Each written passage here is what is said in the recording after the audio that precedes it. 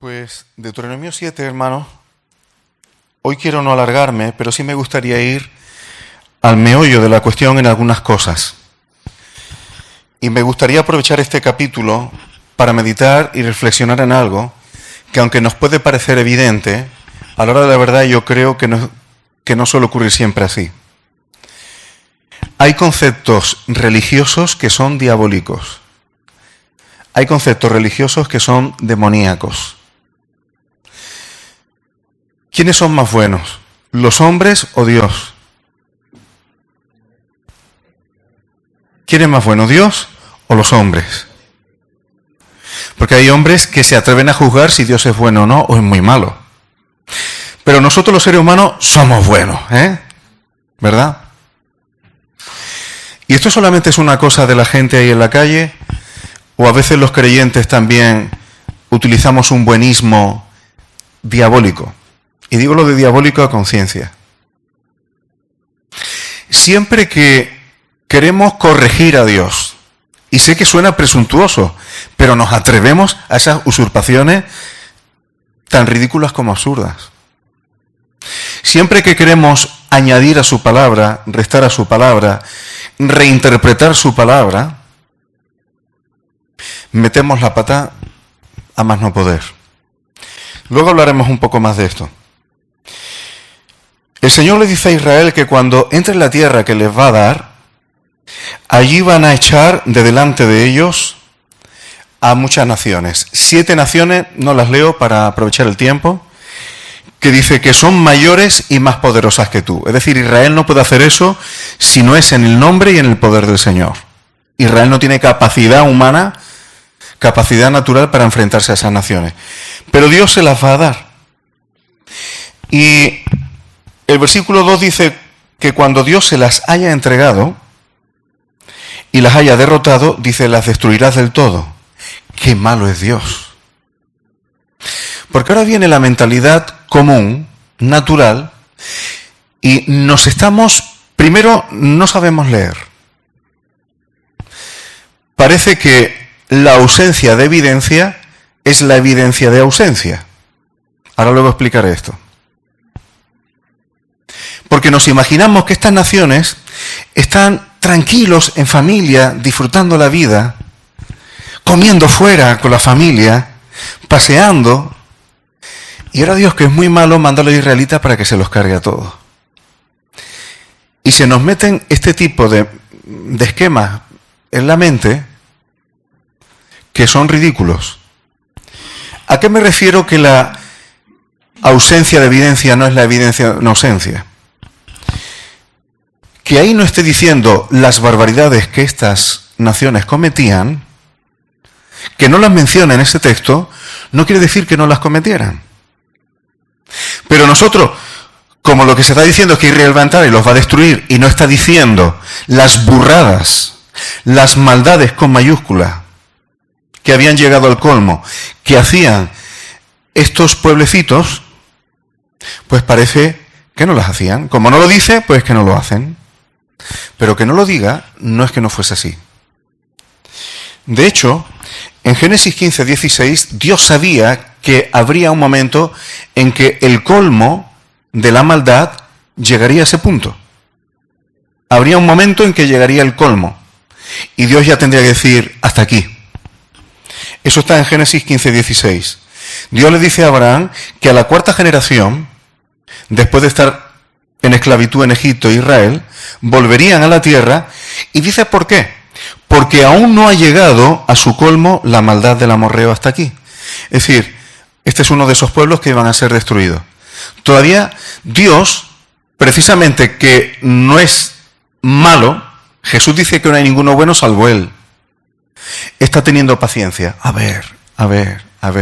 Pero hay un momento en que la maldad llega hasta tal punto que Dios dice ya hay que poner fin a esto. La maldad del ser humano, hay un momento en que puede llegar hasta cierto punto que si Dios no interviene con mano dura, la humanidad se autodestruiría a sí misma. Porque esa maldad empezaría a contagiarse a los pueblos de alrededor, a todos los que tienen alrededor. La maldad se pega muy fácilmente. y hay un momento en que la humanidad se autodestruiría a sí misma. Hace poco, en un documental, vi una de las cosas que practicaban estos pueblos era la adoración a Moloch, a quien le sacrificaban sus propios hijos. Y os voy a decir una cosa, hermano. El apóstol Pablo le dice a Timoteo que en los postreros tiempos, en los últimos tiempos, que serán peligrosos, da una serie de características que tienen los hombres. Y una de ellas es sin afecto natural. Cuando el ser humano ya pierde el afecto natural, ¿qué puedes esperar de él? Te lo voy a decir más claro. Una persona que es capaz de matar a su propio hijo, pensando que así va a tener el beneficio de un Dios que le va a prosperar, es decir, por vivir bien, ¿qué confianza puedes tener en una persona así? Una persona que sacrifica a su propio hijo por su propio bienestar, ¿te vas a fiar de ella? ¿Es confiable? ¿A ti te va a querer más que a su propio hijo? Pero el malo es Dios. Y lo más increíble con este tipo de disquisiciones, hermano, bueno, estaba diciendo, ahora vuelvo a este punto, que en un documental vi hace poco, creo que es en Cartago, se ha encontrado un cementerio extraño, no un cementerio al uso, porque es un cementerio donde hay enterrados 20.000 niños, de pueblos que adoraban a Moloch. ¿Tú sabes lo que es un cementerio de 20.000 niños que se ve que no han muerto de causas naturales? Y que estudiando la arqueología se sabe que lo que han hecho es sacrificarlo. Pero el Dios del Antiguo Testamento... Y lo más increíble de todo esto, hermanos, es que luego el ser humano... O sea, si Dios interviene, qué malo es Dios. Uy, el Dios del Antiguo Testamento. Nosotros somos tan buenos que da repulsión un Dios tan cruel, ¿no? Y se pone en ese plan. Pero si Dios no hace nada y tiene paciencia, que esperó hasta la 4ª generación, y si Dios existe, porque permite. Dicho de otra manera, hermano, no tenemos arreglo. El ser humano, la carne, no tiene arreglo. Haga lo que Dios haga, malo. Y nos atrevemos encima a erigirnos en jueces de Dios. Cuando pensamos que estamos por encima de Dios o que somos capaces de juzgarlo moralmente, estamos cometiendo una necedad con mayúscula. Él tiene toda la sabiduría. Él sabe todas las cosas. Y ninguno somos más buenos que Él. Voy a seguir adelante, pues si no me quedaría todo el tiempo aquí. Ahora, Dios lo que va a hacer es utilizar a Israel, a su pueblo, para juzgar esas naciones. Dios elige cómo decir hasta aquí. Que por cierto, años adelante, Dios utilizará alguna nación gentil para juzgar a Israel cuando empezó a hacer las mismas cosas que hacían estos pueblos. O sea, no es una cuestión de favoritismos de Dios. Dios no hace acepción de personas, aunque sea su pueblo elegido. Por ser el pueblo elegido de Dios, no pueden cometer las mismas atrocidades y pensar, como somos la niña de los ojos de Dios, Él al final va a ser muy bueno con nosotros y también nos va a ayudar. Hemos estado estudiando los profetas y sabemos que Dios no funciona así. Y a mí me gusta explicar estas cosas, hermano, porque necesitamos acudir a la Escritura con una cierta madurez. Que escuchemos tonterías ahí fuera, lo entiendo. Pero hay un buenismo, una bondad que es diabólica. Y dentro del pueblo de Dios es satánica, divisiva y destructiva. De hecho, Dios le dice en el versículo 2, así termina, a Israel, que no tenga misericordia de estos pueblos. ¡Qué malo es Dios! Pero si aquí viniéramos nosotros con nuestra religiosidad aprendida, hombre, hay que tener misericordia también del malo, ¿no? Dios también ama a estas personas, ¿no? Hay que orar por ellas, vamos a tener misericordia. Están matando niños, están practicando hechicería, están haciendo ocultismo. Algunos practicaban hasta canibalismo, pero bueno, no me voy a meter en todas las atrocidades. Pero Dios también los ama. Y empezamos con nuestro buenismo. Hermano, Dios es el que decide hasta dónde llega su paciencia y hasta dónde acaba. Eso no lo decidimos nosotros. Y el problema, cuando no se practica la justicia de Dios, es que queriéndonos sentir buenos, hay veces que un hermano peca contra otro y cogemos y toda la carga la echamos en la víctima. Porque como tú eres cristiano, tú eres el que tienes que perdonar. Pero bueno, si la otra persona se ha arrepentido, pero tú tienes que perdonar porque Dios también le ama y tal. Y ahora tienes a una persona que es creyente, que atenta contra los demás, que nadie lo para, que nadie le pide que haga lo que dice la Escritura, y esa persona no madura. Pero somos tan buenos. Hay que perdonar, hermano.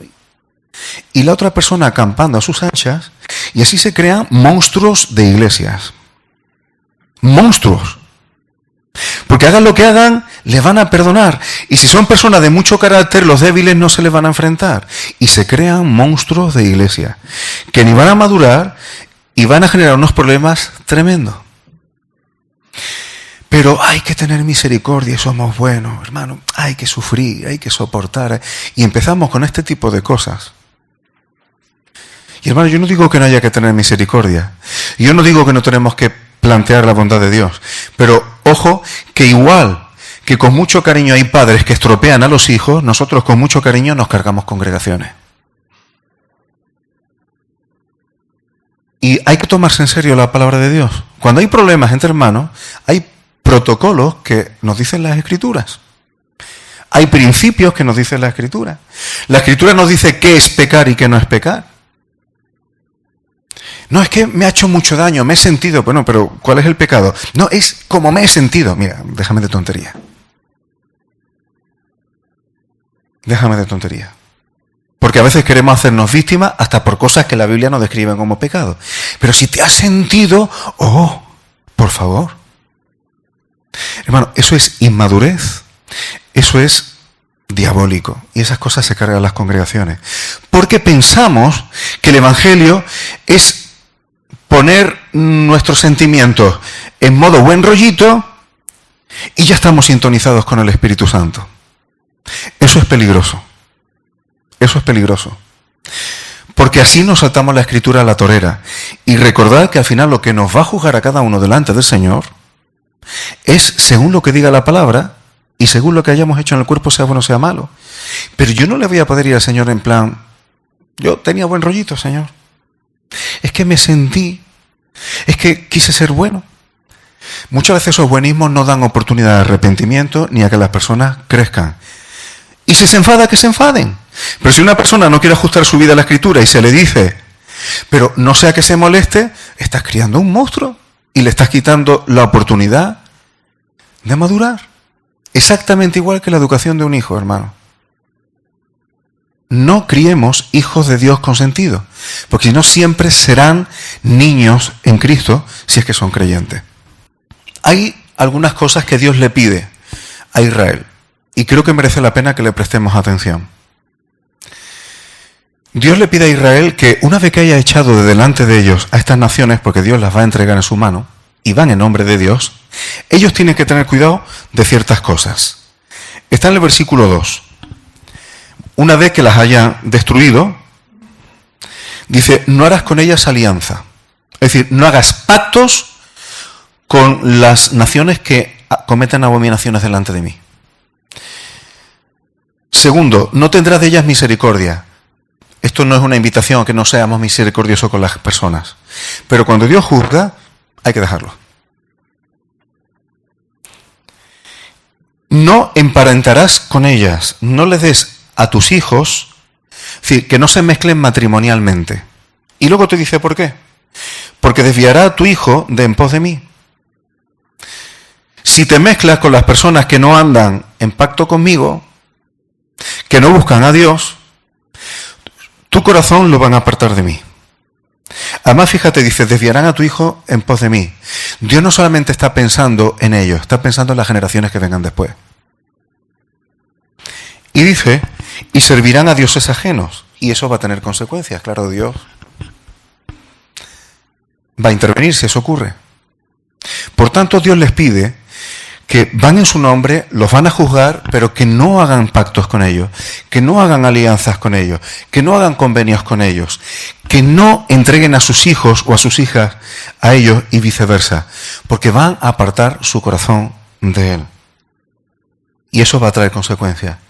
Yo creo que aquí hay principios bastante claros, hermano. No le va bien al pueblo de Dios cuando establece muchas alianzas con los gobiernos de este mundo. Porque el que paga manda. Y en política se sabe perfectamente que el que hace algo por ti te lo va a pedir en algún momento. Yo he experimentado eso. El que haga algo por ti te va a pedir que se lo devuelvas de alguna manera. La política funciona así. Y nosotros pensamos que si hacemos alianzas con este mundo, de alguna manera, ¿eso no tiene consecuencias? Porque al final te va a pedir el mundo que relajes un poco tu obediencia a Dios. No hay que ser tan radical. ¿O es que quieres tener problemas? No hay que ser tan radical. Y esto no es una invitación, hermano, a que seamos extremos, a que seamos legalistas, a que seamos talibanes. No tiene que ver con eso. Estoy hablando de principios. Estoy hablando de principios. Podemos tener actitud afable y conciliadora, pero al mismo tiempo una actitud firme con los principios que las Escrituras nos dan, en todos los órdenes de cosas. Y otra de las cosas que Dios le pide es destruir sus ídolos. Destruir todas sus idolatrías, sus imágenes. Como hoy no me quiero alargar mucho, hermanos, no me voy a quedar mucho tiempo ahí. Ahora, Dios, después de decirle esto, ¿por qué Dios quiere utilizar a Israel? Dice el versículo 6, porque tú eres pueblo santo para Jehová tu Dios. Y como tú eres un pueblo santo y apartado, dice, Dios te ha escogido para serle un pueblo especial. Este versículo es impresionante. Más que todos los pueblos que están sobre la tierra. ¿Es que Dios es injusto? Si dice que Dios no hace acepción de personas, porque le está diciendo a Israel, tú vas a ser más especial que las demás naciones. ¿Eso es que Dios está haciendo favoritismo? Cuando una persona, lo que Dios está recordando aquí a Israel, es que tiene un pacto con ellos como si fuera matrimonial. Entonces, ¿es favoritismo que una persona elija a otra para casarse con ella y no con otras personas? Eso no es favoritismo, eso es legal. Y Dios escoge a Israel, porque era la nación más bonita, la más gloriosa, la más preciosa, ¿no? Dice el versículo 7, no por ser vosotros más que todos los pueblos, ha querido Jehová. Es decir, no sois mejores, no sois superiores. Dice, pues vosotros erais el más insignificante de todos los pueblos. No era el pueblo que más destacaba, pero Dios se fijó en ellos. ¿Por qué? Porque Dios os amó. Versículo 8. Por cuanto Dios os amó. ¿Por qué hace un pacto? Porque te amo. ¿Por qué hago un pacto contigo y no con los demás? Porque te amo. Y porque quise guardar el juramento que le hice a vuestros padres. A Dios no se le olvidó el juramento que le hizo a Abraham y Dios amó. Dice el versículo 9, y aquí voy a tocar un poquito por encima, y creo que en días anteriores, cuando mi suegro estuvo hablando de Antiguo Pacto y Nuevo Pacto, tocando 2 de Corintios, hay una diferencia fundamental entre Antiguo y Nuevo Pacto, y es que el Antiguo Pacto se podía invalidar. Dios no invalida porque Dios cumple, pero nosotros no somos tan fieles como Dios. Entonces el pacto se podía invalidar. Pero el pacto de la sangre de Cristo, lo hemos explicado otras veces, ese no se puede invalidar. Entre otras razones porque ya no eres tuyo. Entonces ya no es solamente una cuestión de amor, sino también de justicia. Y entonces Dios le dice, conoce que tu Dios es fiel, que Dios es fiel, versículo 9, que guarda el pacto y la misericordia a los que le aman y guardan sus mandamientos. Hasta 1000 generaciones. O O sea que el pacto de Dios tiene consecuencias no solamente horizontal, es vertical, temporalmente hablando. Y que da el pago en persona al que le aborrece destruyéndolo. Y no se demora con el que le odia. En persona le dará el pago. Muchas veces nosotros nos sentimos en la necesidad de defender a Dios. Cuando alguien ataca a Dios, cuando alguien blasfema, te duele. Y a veces nos sale el arrebato. Pero Dios sabe defenderse. Dios sabe defenderse. Dios sabe cuánta paciencia va a tener con esa persona, que seguramente más de la que tengamos nosotros. Pero el día que intervenga, volvemos a lo de antes. Uy, qué duro es Dios, ¿no? Seguramente haya tenido mucha paciencia con esa persona. Y dice el versículo 11, guarda por tanto los mandamientos, estatutos y decretos que yo te mando hoy para que los cumplas. Porque eso forma parte del pacto. Y versículo 12, por haber oído y haber guardado estos mandamientos y ponerlos por obra, Dios guardará contigo el pacto. Hay condiciones. El pacto que Dios hizo con Israel tenía condiciones. Dios no tenía por qué cumplir si ellos no cumplían. Lo que pasa que el pacto que Dios hace con Israel es con condiciones, pero cuando Israel falla el pacto y lo quebrante, Dios va a hacer promesas de restaurar. Y ahí ya el tema cambia, porque no es lo mismo que Dios haga un pacto y te ponga condiciones, ahí el riesgo de no cumplir nosotros es muy alto, pero cuando a pesar de eso Dios promete, dice, pero yo te restauraré y te desposaré, como le dice a Osea, a Israel, conmigo para siempre en fidelidad. Cuando ya entra la promesa de Dios, ahí las cosas se amarran.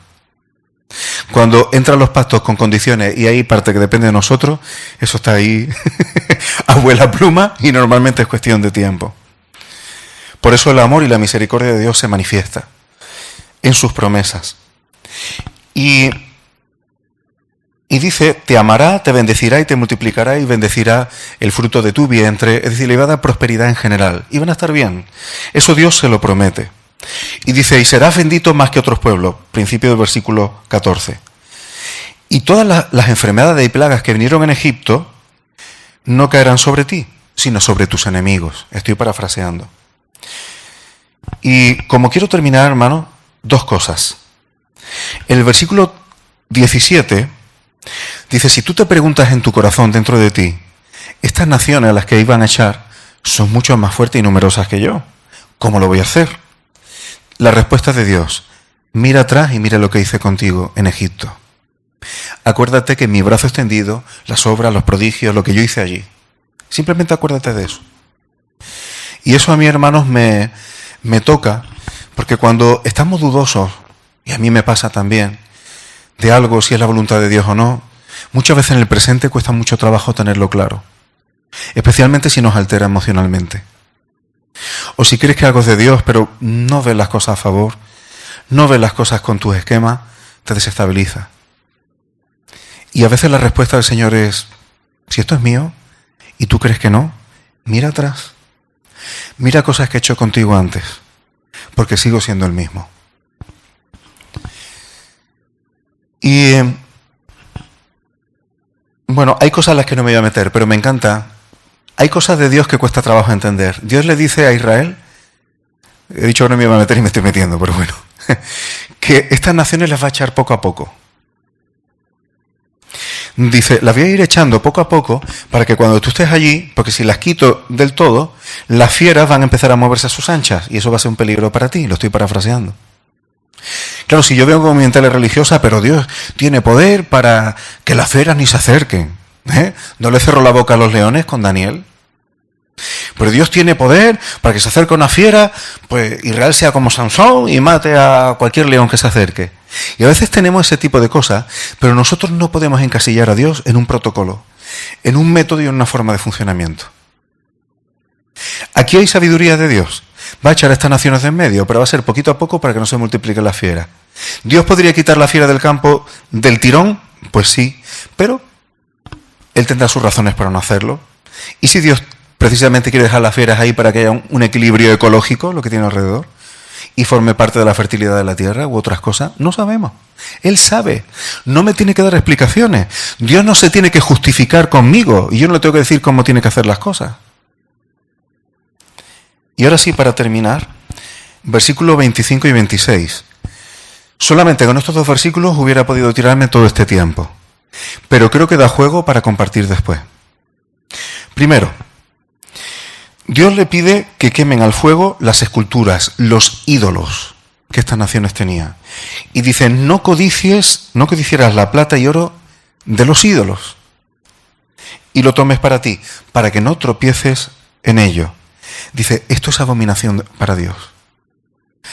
Hermano, si Israel tomaba la plata y el oro que formaba parte de la adoración a los ídolos, Dios sabe cómo funciona el cerebro humano. Vas a empezar a asociar inconscientemente prosperidad y enriquecimiento con esos dioses falsos.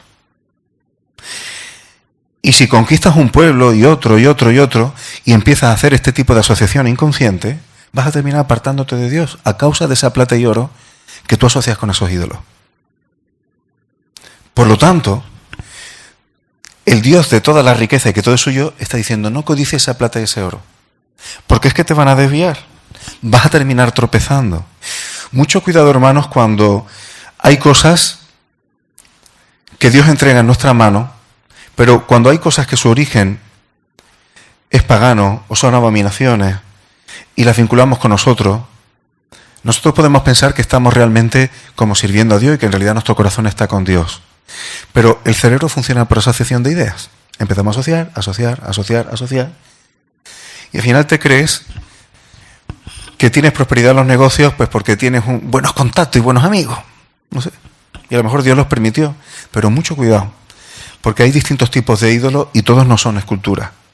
Y hay plata y oro y hay bienes materiales que a veces están asociados a idolatrías de este mundo que no necesariamente son esculturas.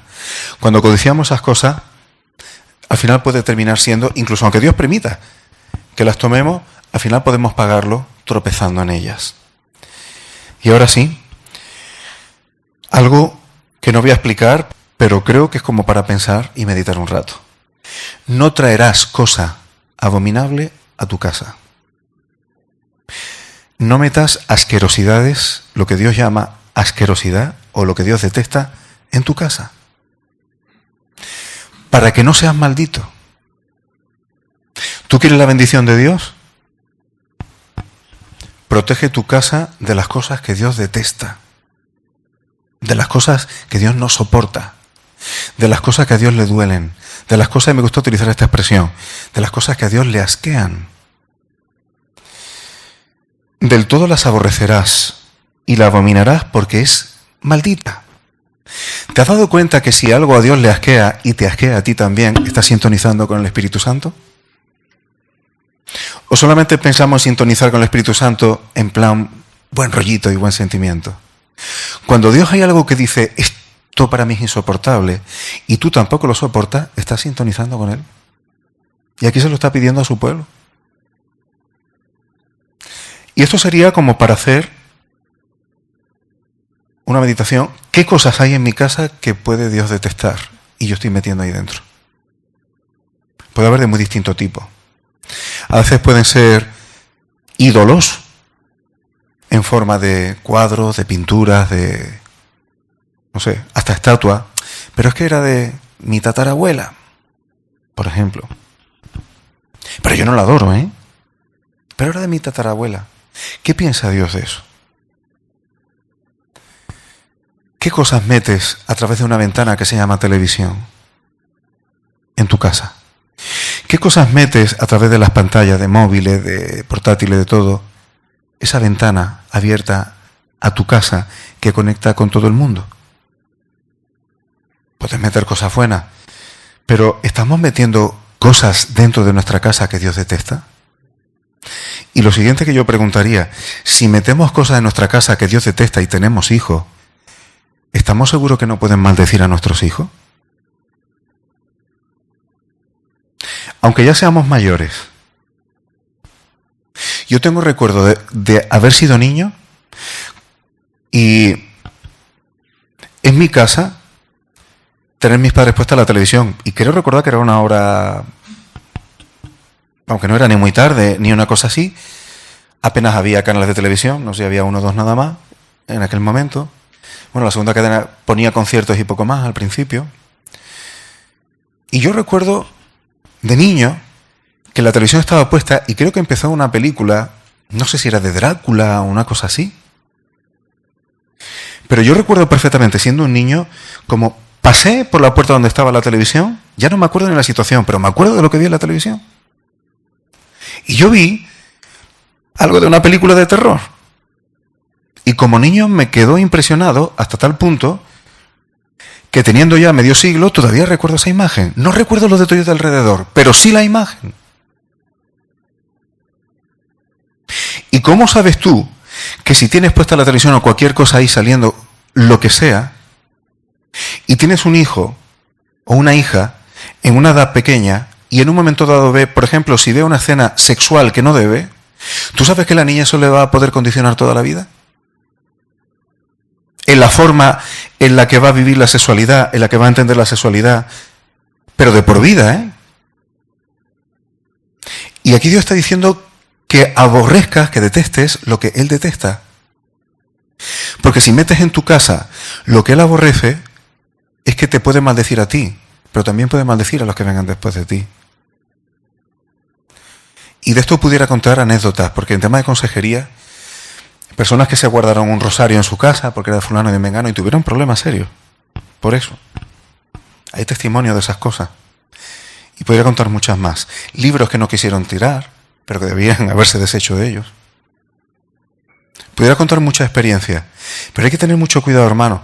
Porque recordad que Dios no quiere ser el Dios de ti individualmente. Dios quiere ser el Dios de tu casa. Lo hemos estado viendo en Deuteronomio. Dios quiere que hables de su palabra en familia, en casa. Quiere que hablemos de esas cosas porque Dios quiere ser el Dios de un hogar. Dios quiere ser el Dios de familias. No solo de individuos ascetas. Hay que tomarse la palabra de Dios en serio, hermano. Yo sé que algunos de los temas que esto suscitaba da juego para mucho. No pensaba que iba a ocupar tanto tiempo. Bueno, eso ya es un mal endémico en mí. Pero creo que estos son cosas que al fin y al cabo siempre nos zarandean un poco. El tema del buenismo, el tema de no mezclarnos, el tema del yugo desigual, el tema de que hay pactos que Dios hace con promesa, pero también hay pactos que Dios hace con condiciones. Y ojo, que cuando el Señor Jesús venga, todos los que somos salvos seguiremos siendo salvos. Pero el reino tiene condiciones. El lugar que ocupemos en el reino tiene condiciones. Una gran mayoría de las parábolas que Jesús dijo tenían que ver con eso. Tenían que ver con el lugar en el reino. Y lo que estamos dispuestos a pagar por el reino. Ahí hay condiciones. Y sobre todo también, no codiciar las cosas vinculadas a ídolos. Y cuidado con lo que metemos en casa, porque esto trae maldición. El capítulo no es exageradamente largo, pero toca cosas que dan para meditar, ¿verdad, hermano? Pues aquí queda la instrucción de Dios, como siempre. Lo que hayamos tocado y veáis que está en la Escritura, tomadlo. Si he tocado cosas que pensáis que no son escriturales, pues dejadla a un lado. Nos interesa la palabra de Dios y no la mía. Bendito sea su nombre.